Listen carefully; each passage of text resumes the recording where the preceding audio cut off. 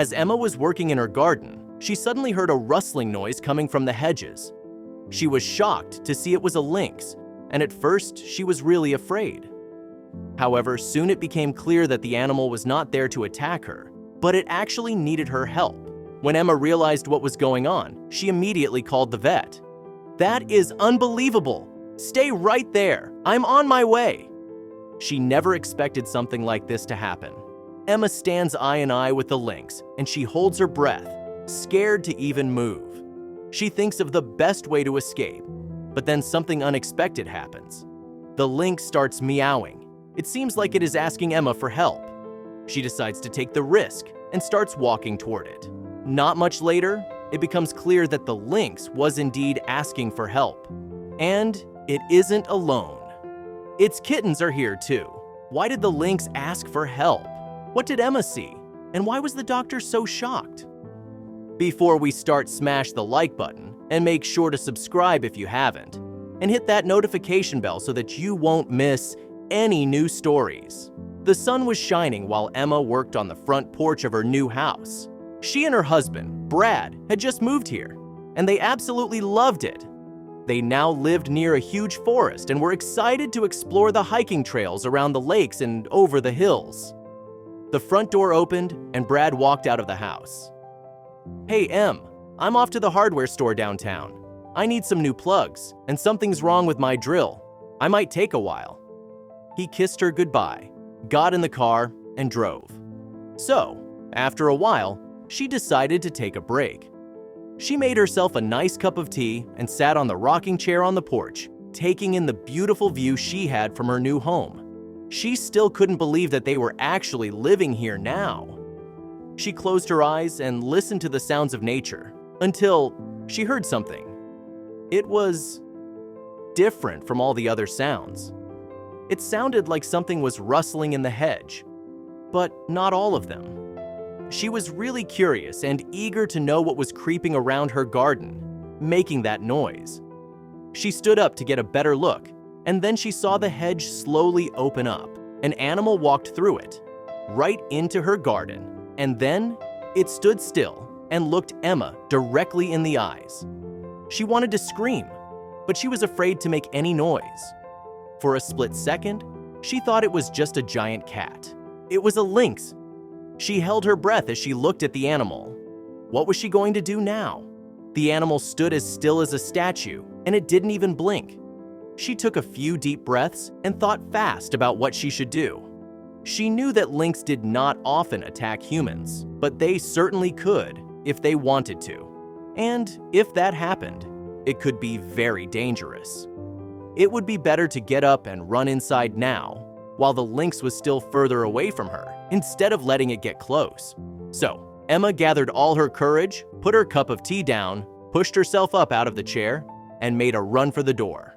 However, just when she grabbed the doorknob, ready to push it open, she heard something that made her stop and slowly turn around. The lynx was quietly meowing, and it did not look like it was going to attack her.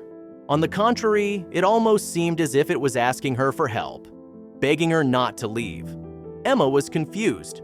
What did this animal want from her? She was still careful and kept her distance, but she was a little less afraid now. "Hi there, it's okay.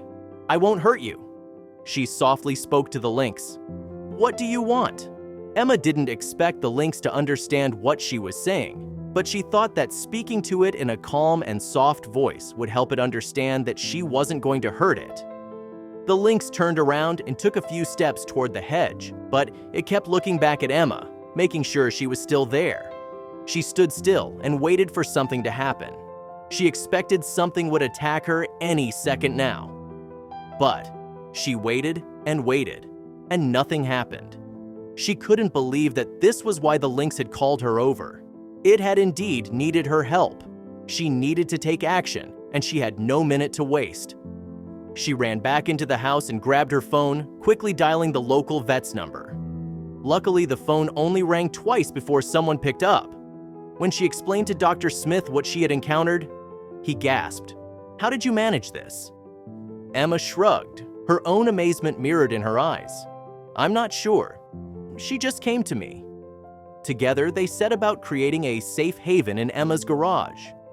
Old blankets were spread out, and a corner was designated for food and water. Dr. Smith methodically examined each kitten, his hands steady yet gentle. "They seem healthy," he murmured. Remarkably so, given the circumstances.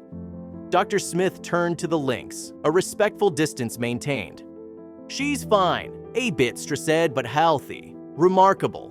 Neighbors peeked over fences, curiosity piqued by the sight of Dr. Smith's parquetruc and the murmurs of a wild lynx in Emma's garden. Children whispered in awe, and adults speculated in hushed tones. "Have you seen the lynx?" became the question of the hour. Emma knew her life was about to change, with her garden now a point of local interest. The first night, Emma stayed up late, watching over the Lynx family. By mid-morning, neighbors started arriving with offers of help. Some brought food, others blankets, and a few just wanted to help however they could. Emma was touched by the outpouring of support. "We're all in this together," one neighbor said, handing over a bag of groceries. With the community's support, Emma delved deeper into understanding lynxes. She pored over books and online resources, learning about their habits, diet, and needs. Each new piece of information helped her provide better care for her temporary family. As days passed, Emma became fascinated by the mother lynx's behavior. She noticed how the lynx communicated with her kittens, a series of soft growls and nudges. Emma seized this opportunity to educate her neighbors about wildlife conservation.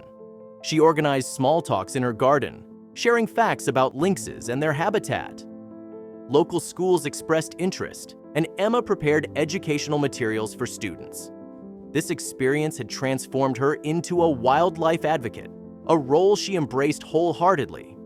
As the kittens grew stronger, discussions began about releasing the family back into the wild. Emma, Dr. Smith, and a wildlife expert met to plan the release, but she understood the importance of returning them to their natural habitat. Dawn broke on the day of the release, and Emma felt a knot in her stomach. The community had gathered to witness this momentous event. As the cage was opened in the forest, neighbors and friends stood in silent support. Emma stepped forward, her eyes locked on the lynx family.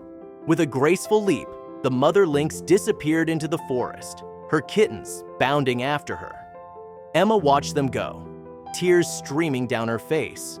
In the days that followed, Emma found herself reflecting on the experience. The experience had changed her, opened her eyes to the beauty and complexity of nature.